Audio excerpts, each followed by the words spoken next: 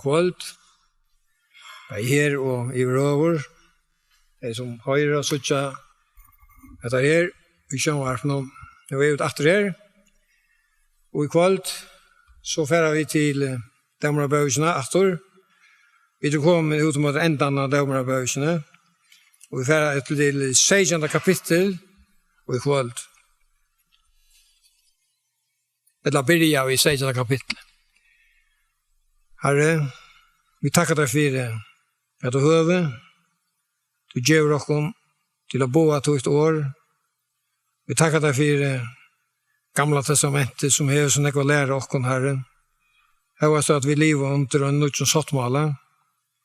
Og ikke hava den sattmåla som de hadde, som levde under disse tøyene. Men dette er en lærerik bok for oss, Gamla testamentet. Og han sier oss nekv om det som hendte i Nødja testamentet, som gikk ut i Nødja testamentet. Han sier oss fra om det, Herren Jesus Kristus, okra frelsere. Atlan vi inn i jøkken. Vi takkar deg for det som du vi gjør for oss Golgata og for åkt hvert menneske, Herre. Hvert et øyne som menneske har du gjort dette for at du døye for oss og bøtte for oss synder. Så dømeren ikke skal reke oss. Det er en rævlig dømeren som vi leser om noen steder i skriftene. Og som vi da kom inn av kveld. Men til å høre leis kjøpt oss vi ble ut og innom fra Øtland dømeren her. Om vi vil jeg takke imot et uttrykk. Da takker jeg deg for det. I Jesu navn. Amen.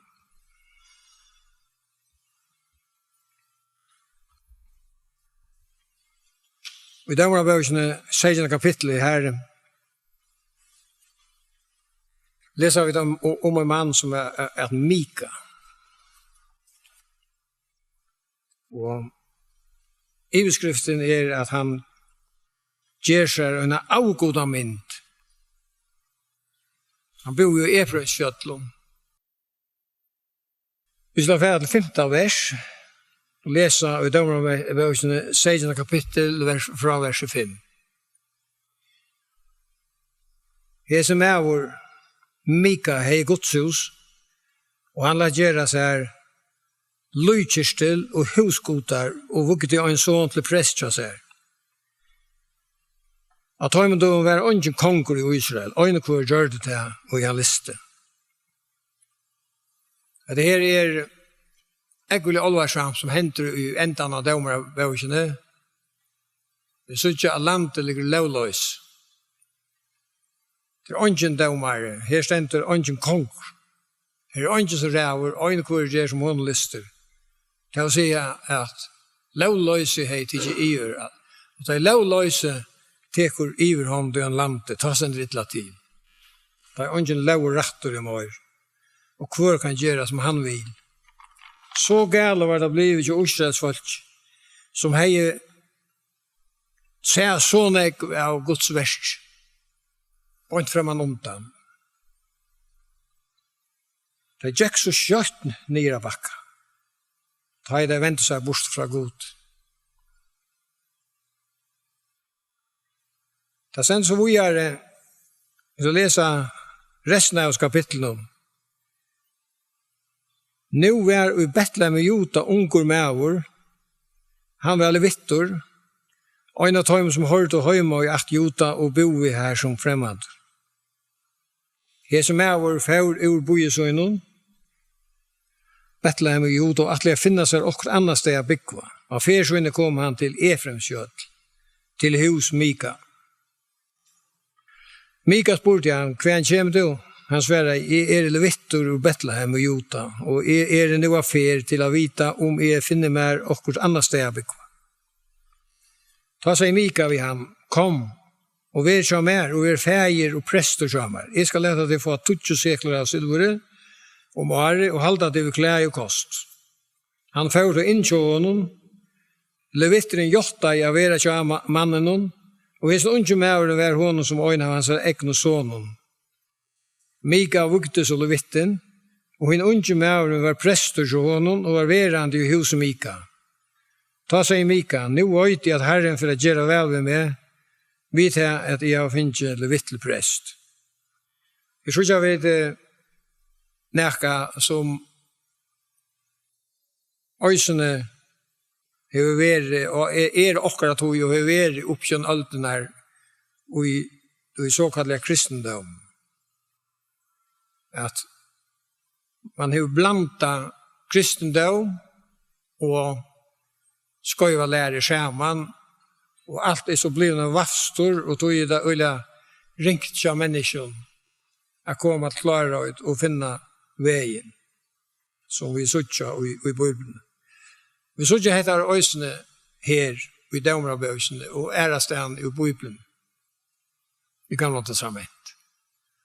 Ja, menneskene, vi sutja da at de Aron vittløyte folk i øymørsene, at når Moses hei vi bostadslandet, og der hilde han var deier, og så for Aron og alle at etterlugga seg at kjøre en kalv. Han tar for ikke iver bare til at durska en kalv og avgod.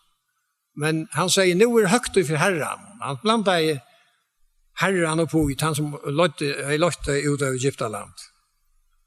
Og minst med rett så stendte at han ikke godetikkere som løtte seg ut av Egyptaland. Det er det samme som hender her. Her som er, nu er han så glad over det, nu er han finnet en levittelprest. Så nu må Herren være sikker til som han har funnet på her. Og gjørs, det var så til avgoda roi.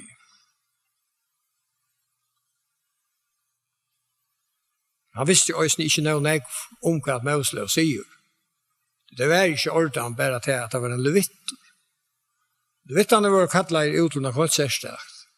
Ødel at levittel. Men det var til å hjelpe presten. For det var kunne være prester, så skulle man ikke bare være levitter, men man skulle være av Arons art. Men det visste han ikke, eller jeg så han bare. Og så leser vi det første verset i 8. kapitlet. Det stendte så løs. At Tøymon døven var ungen konger i Israel.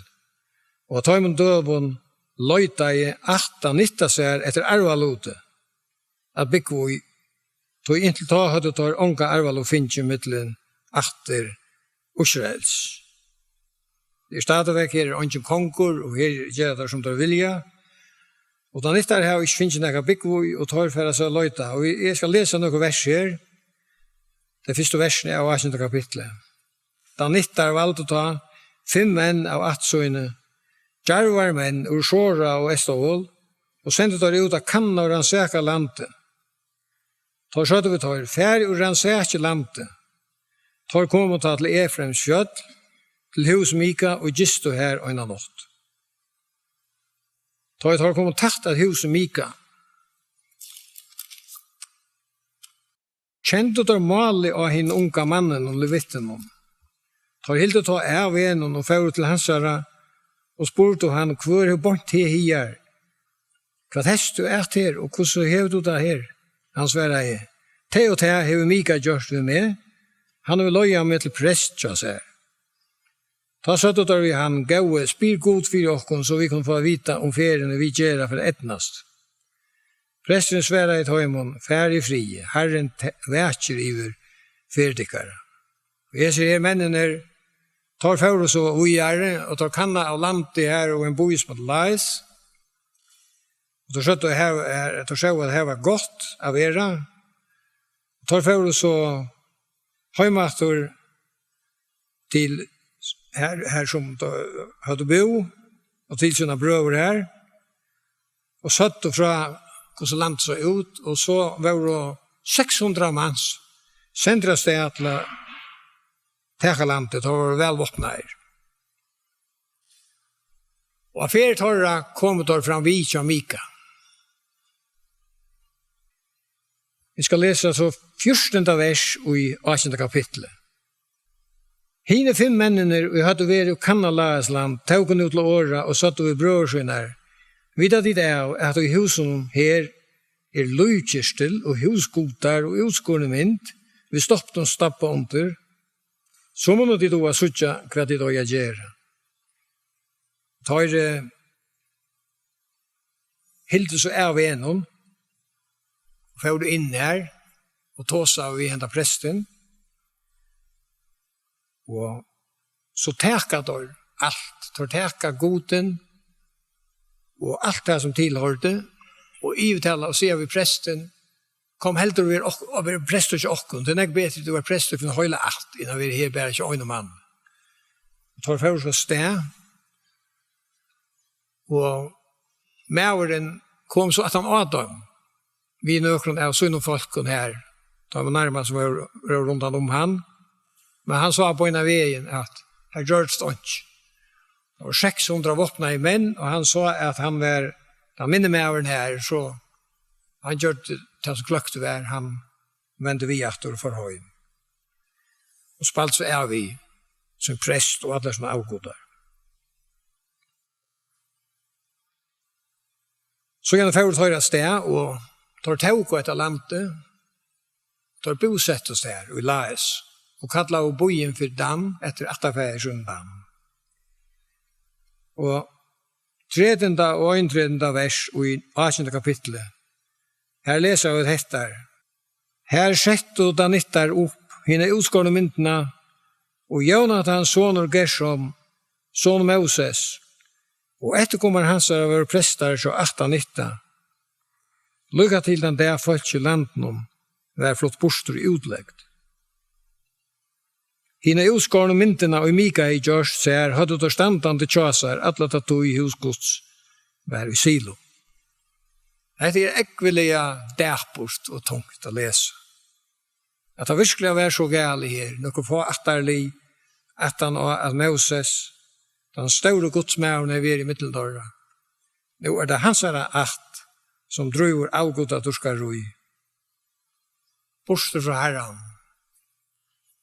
Det var omettelig lyd i kyla her.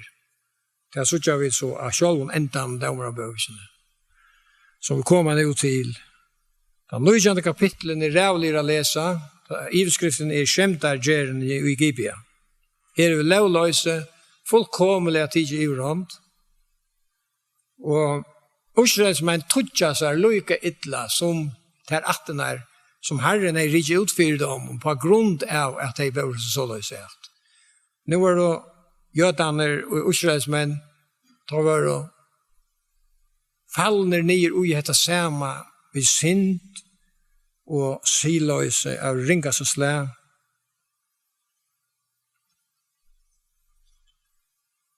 Og daumeren kom, en rævlig daumer. Det stender i første verset i 9. kapittelet. Og her som døven, ta i ånden konger var i Israel, var og med av at Levi, som hei tilhalt som fremmandor innans i Efrenskjøtlen, han tog seg kvinno i Betlehem og Juda til Tjakon. Det som vi så leser i disse kapitlet om denne mannen, til og kvinna, at kvinna var hun utrygg og rymer fra ham. Og hun får høymatter til pappa sønn, og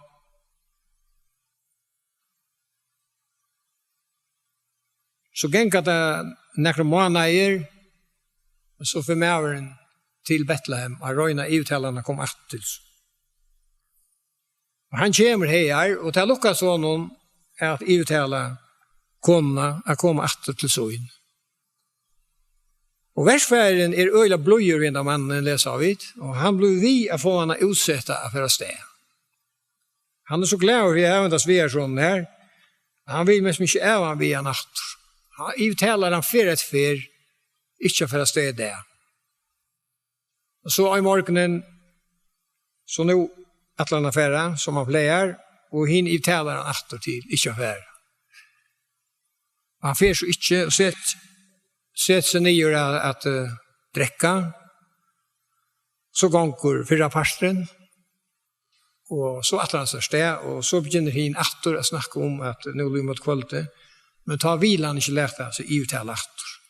Så blir han søgner fra husen, og tar færa så sted, men tar noe ikke å komme opp, holdt opp til Efrenskjøt, til kvalitet. Det stendte så at tar komma så norr etter, komma til Jebus, som er det samme som Jerusalem, men ta hadde Israelsmenn ikke tid i Jerusalem. Og det var fremmede menn som bor i Jebus, og han helt vid tjeneren at vi skulle ikke fære inn her. Vi skulle røyne at nå var frem til Gibea eller Rama. Og så stendte det at ta i det løye mot kvalitet og ta skumte, ta kommet og Araka Gibea, og da hilde av veien og for inn i Gibea. Og her skjøtja vi en søv som møgnloik søvende om ta i Sodom og til grunn. Og lå ikke så høyt og vet vi han ikke. Her en gammel maver som kommer hjemme av marsjene, tog ånden beie som folk kom inn. De stod utenfor visen og kreaturen. Ta en gamle maver som hjemme av marsjene, så det stand her, så han bløyer vidt deg. Han bøyer dem inn til søen, av era, og han gjør dem alt det som tar dem tørvar. Og i 22. verset, og i 9. kapitlet, leser vi så hettar: «Men han nu gjør det seg til gaua, kom og mennene og boi noen godleis mennesker som der var og kringsett av huset. Tar benka av hersta dittnar og røpte av en gamla mannen i huset 8. Lät mannen og i tiltogene komme ut hier, så vi kunne få vilje okkar av i honom. Men mæveren i huset 8 tar ut til torra og sier vi tar: «Nei, brøver mine, gjer ikke slugilger. Vite det som og nu kommet inn til meg, modet ikke bedre det kan så skammelig at. Så gjerne gjør han akkurat på seg om at han så lott gjort. Han bidrar heldur teka kvinnerne som var i huset. Teka hese tjakonna og døtte så inn. Heldur enn han for å gjøre hese kjente gjerne med romanen. Jeg vet at Lott har vært han har vært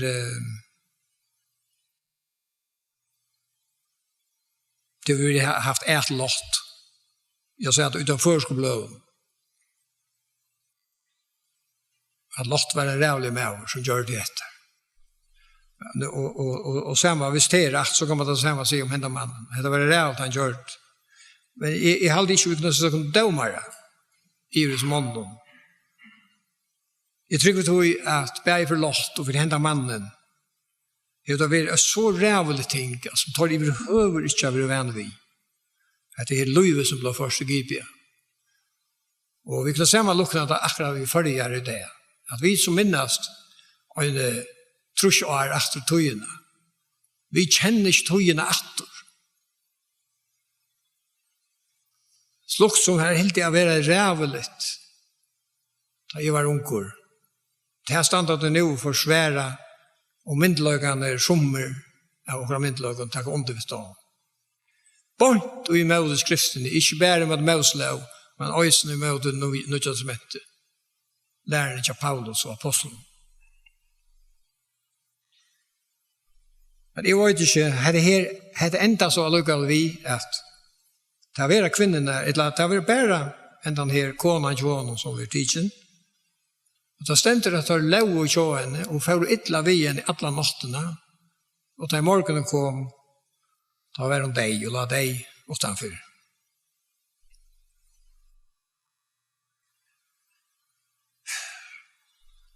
Mæveren sendte så på rundt om i alle Israel,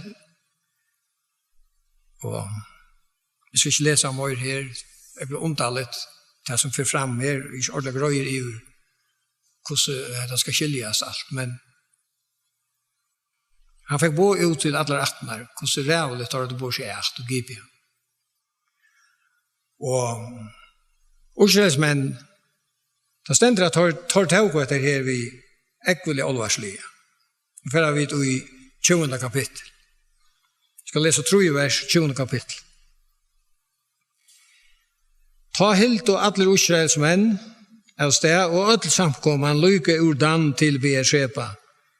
Kom sammen som øy med over, for herren om i Mispa. Øysene og Gileas land til kommer der. Så jeg lykke hine som var for å bygge Estan for Jordan. Lykke heian og kommer der, og lenge vi til etter her. Dette ble tross alt være at der i høver i Israel helt til å være et rævlig rävligt allvarsamt mål som måste täckas allvarligt. Havdingarna i ödlon folken och i ödlon 18 år steg fram här som folkgods var sammankommet. 400 000 mans av folket våpnade oss vid svöre. Men Benjamin Nittar fick av fratt att Urselsmen var färdig till Mispa. Og Urselsmen satt då. Grøyne fra hvordan henta ilger var gjort. Da tok med over en levitteren hina myrte kvinnerna til året og sier, altså med over hina myrte kvinnerna til året og sier, jeg og tjakona må komme til Gibia og Benjamin og atla og giste her. Men mennene i Gibia røstes med dem her, tar kringsrett om nottene i huset, og atla var drepa med, og tjakona må ina neita og døy, så at hun døy. Urselsmen takkar så hette her allvarslige opp vi tar, og tar sida vi tar i Gibia, at de skal utlevere oss her som menner, så tar de kunna få sina straff. Og da ytla må være rotte ut ur Israel.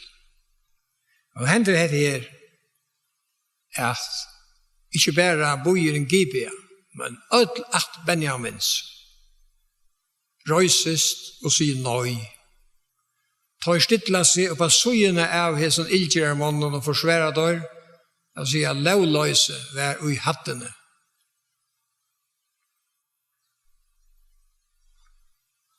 Tar forsvære som mennene, tar vil ikke utlevere dør. Tar forsvære syndene, tar forsvære lovløse. Og det blir krutsk. Tar leipa av Benjamins 8, og leiper av, og det blir krutsk, og tar vinna. Urselsmen tæpa. Det var så det var nekta større herren. Tverferien vinna dåra Urselsmen, og drepa ikke minne inn 40.000 av Urselsmen. Så gjerne så leipa dår og 3 ferner Urselsmen. Og ta sikra dår. Og Benjamins 8 ligger under for Urselsmannen. Og til å være reppe av Benjamins 8 var 4 bøynd vi alla og stryka langkorsen. Men Herren lært da genga så løs. Her var nekra få i menn etter og nekra få var unga jenter. Som så ført og 18 av ujare, annars hei 8 Benjamins være bort fra Israel. Hese daumer den som kom her, hetta var tog at Urselsmen hadde synda. Jeg trykker vi Herren som ivstyrer ødelen og leta genka og som så løs, at Benjamins 8 vann tverferner, så at Ursels menn, Ursels folk skulle kjenne daumen av hvordan det var å vende seg bort fra honom. Vi tar hatt og alle 18 hadde vendt seg bort fra honom. Og Benjamins 8, som forsværer i dette her rævlige som har ført fram her, hun gikk så å si ødel grunn der. Så gjør det her at da jeg leser skriften her, at ta i synden bløyver til hun ganger skriften kallar det da i mennesker fytla syndamålet ikke også. Syndamålet blitt fullt. Til så rævt mentor så kommer det over. Det er også som det er alltid siløys oppe i. Siløys er ikke så slær, alltid blir i ta i herre straffar og varlig. Han er var døven, han er døven, og disse folkesløyene som var riken ut for Israel, det var tog at de bedriver der gråa syndene som god ikke vil.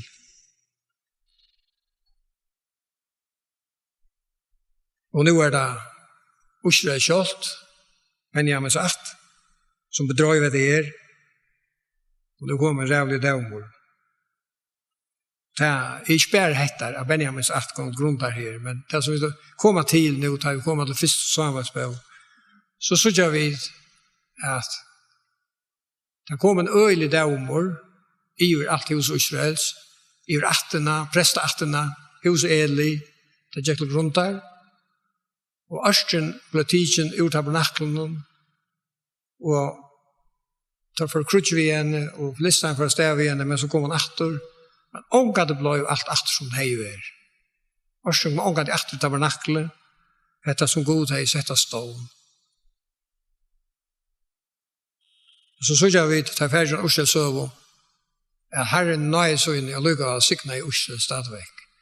Og han enda lært Salomo kong släppa bygga ett tempel. Här han tog upp atter. Det här att signa Israel och ta för in i templet vid Östern och sätta henne atter här på samma måte som hon är steg i tabernaklen. Och det ständer att huset fylltes av dårt herrans, akkurat samma som tabernaklen. Herren kom atter till Israels folk. Och bygga inte av dem. Och så läser vi upp som kongaböcknar, kronikböcknar, och kommer till att boar atterna var tuntar. Om löjen i 600 år,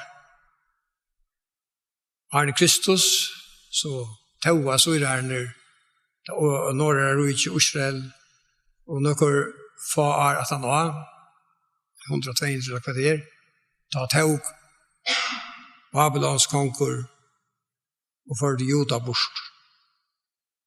Så var enti av kongarøysen, enti av Israel og Bøymatta, som var kjøstå folk. Så la Herren deg etter 40 år, de som var ferdig til Babel, Juda kom atter. Og han sikna deg enda atter vi at Herren sier til 4 at de finner et tempel atter, ved at han kallar en høytnankong til å få det lære. Og Israels menn som tar bare vår og kanskje nekker som utføringar tale, da bygde et større tempelet opp etter 4 år som Salomo har brukt 6 år om. Og kanskje det har vært høy at Kyros hjelpte så vel til, jeg vet ikke. Men det var ikke så flott som det sa Salomo. Det stemte.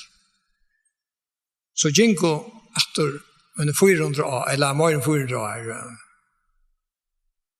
fra at man sier fra at Malakias ligger pennen fra seg og gamlandsmette i livet, da sier man at det gikk 400 år. Og så kommer Kristus. Han lover i Messias til Israel. Og han blir etterforkastet av jøden. Og så kommer endelig det områden i jødene. Tar missa land i atter, for komme, og tempelet blir at såra grunn, og tar vi rikner ut med alla tjauer. Så vi har sett. Og han var her i 2000 år. Og her er en rævlig dømeren, det som jeg skal nevne, til det at under Manasseh konge, som det var stått åren i Juda, ble herstigt av Babels konge. Under Manasseh konge stendet det at det var så ringt i Israel at de bør så veldig enn høytningene som hadde vært her fra undan. Det er ikke beheilig at ta som det og mennesker nekker vil ikke høre om det. Så sier det at man er fordømer. Men jeg er heller ikke steg her og tås om den døm som stender i Bibelen. Hvis jeg ikke heien har løst, og hvis vi ikke visste han har løst, og på så at øyne og kvør som vil kan slippe undan døm. Men dømeren ligger i hesten høyme. Det er ikke takk for feil av hesten bøysen. Men Jesus har bøtt for det alle høymsens synd. Til leser vi er jo gamle og Nye Testament. Han er frelseren som er kommet. Og om vi Vent okkur til hansara og i okkara nei, og i rasslo fire tog som skal komme ur enda dag, og flutja til han og takka med ut i frelse som han bor, så er det ikke som kan få okkur til. Men vi må takka med ut i vi trygg. Til daumeren kjemur. Jeg skal lese nå Arne Ente, og et vers ur Jeremias, og 8 fra Isaias. I Jeremias 25 og vers 29 leser vi Stegen, vi kallar over evig navnet møyden, let jeg jo vannlokkene komme i fyrst, og så skulle tid sloppe. Nei, tid skulle vi ikke slippe. Så jeg sender bo etter svøren om at komme her. Jeg gjør alt det som er gjørende byggva, sier Herren god til skærene. Hatt Israel og høytninga tjøvner. Stegen kallar over navnet møyden til Israel, og hitt stender direkta alt det som er gjørende byggva. Da man leser Israel så, og vi har hørt om han i utverfen, og nå det kommet ut i bok, så er Israels øyne førskom. Det er som Sonne Smith og hans salm hadde i utverfen og finner fra Arnsjøya. Her hørte vi, og vi kunne lese det nå, hvordan reale jødene er seg, hva er helt forferdelig utsteg oppkjønn alt der. Og vi kjenner også selv til som henter i okkar rød, vi som er eldre. Og at vite, at høyre om det, og det er unge vite om det her også. Det er hvordan Asi Torsland får i jøden. Det var lige av metallen jeg, men hvordan året alvar samt. Da røpte kjolver og bau og nir ives i kjolvan, at blau hans har kommet i okkon og okkar bøtt, så blau Jesus. Og da er det her, finnes det at det fire. Vi kunne ikke skjøtja bort fra Jesus. Det er vi så løs. Det er ikke bare å si at Jesus skal ikke stande og døme og fordøme. Det er ting, skjønne ting, som vi vet. Hvor er det kjøven vi færre så? Jeg tror vi lever i en anton høyme. Men også tror jeg god til loft, dømen har kommet i deg. Men her som sier med frelseren, jeg skal lese 8 vers til Isaias Isaias om dem, så slår dette fast. Til vers 20, til kapittel 20 i Isaias og vers 23. Til øyeng og avvikelig avgjørende dem, fullfør Herren god til skærene, alle gjør. Dømeren stender frem av fire okkom, og dømeren honker opp iver okkom, Vesterhøymen. Tog Vesterhøymeren i ferden så lengt ut i sint, og der var vent ødlån vi, og bråte lauenar, og gjør svart til kvitt, og kvitt til svart, der lauer som Herren sette, der etiske lauenar som han sette, der jo vannvertar, trakka om han av i det, spotta, det ble spotta enda og i okkara allmenna sjøvnvarspet brukt til å spotta god. Som skjer en jorskvold i sata. Driva spott vi mennesker som ganske røyna at bira oss år fram. Karakterisera deg på en vemmelig måte. Og dette er litt sjøvnvarpet som skal være standa fyrir at det skal være noe godt oppbyggjant vi gjør i en kristne land. Det er helt forferdelig, men så er det etter her. Øyne på som bodger seg fire, tog som god til. Vi er kommet til endalstøy. Det har vi slått ikke træt. Så teker Herren, og for etter holdt vi Israel, til å love alle veien til å klær. Han skal være etter holdt i Israel. Han skal love dem, og han skal gjøre det til noe helt særlig. Vi skal komme langt inne på det, at vi er heldig støy til det. Og dømeren vil komme i høytningene. Endelig dømer. Han som tror at sonen hever av lov, men han som ikke vil trykke sånn, og skal ikke skjøtja løyve, når jeg røyer gods ved verande i jorden. Som endar nå i kjeldene. Jesus løy rævligt.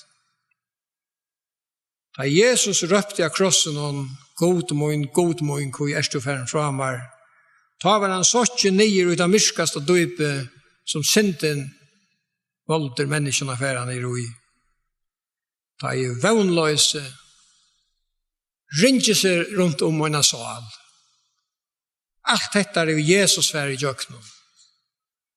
Og tog rønnsar ble Jesus her, sånne hans her, rønnsar okken fra atlare synd.